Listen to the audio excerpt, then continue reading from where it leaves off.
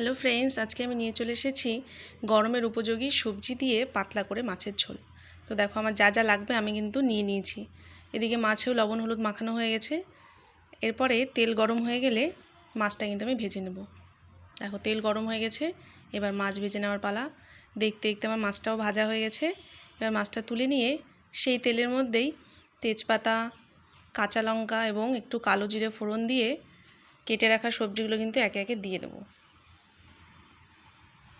আমি সবজির মধ্যে নিয়েছি একটু আলু, একটু কাঁচা কলা আর একটু পটল। দেখো সবজিগুলো ভালো করে দিয়ে দিলাম।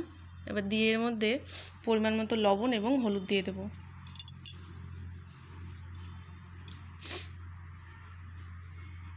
লবণ হলুদ দেওয়া হয়ে গেলে ভালো করে নেড়ে চেড়ে নিয়ে এটাকে কিন্তু আমি একটু সেদ্ধ করার জন্য ঢাকা দিয়ে দেব।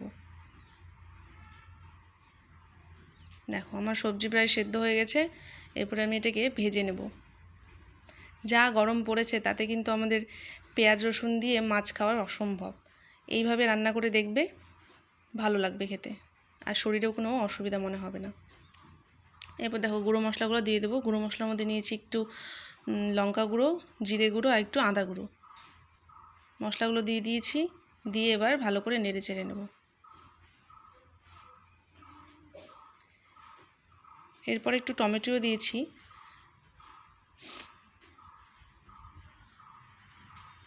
এই যে দেখো টমেটো দিয়ে দিলাম। এরপরে ভালো করে কিন্তু তরকারিটাকে কষিয়ে নেব। সব সবজিগুলোকে ভালো করে কষিয়ে নেওয়া হয়ে গেলে পরিমাণ মতো জল দিয়ে মাছগুলো একে একে দিয়ে দেব। এই যে তরকারি আমার কষানো হয়ে গেছে, এবার আমি জল দিয়ে দিলাম। জল দিয়ে মাছগুলো দিয়ে দেবো। যেহেতু আমি পাতলা ঝোল করছি, আমার কিন্তু আর একটু জল লেগেছিল, আমি কিন্তু পরে একটু জল দিয়েছি। দেখো মাছগুলো আমার দেওয়া হয়ে গেছে।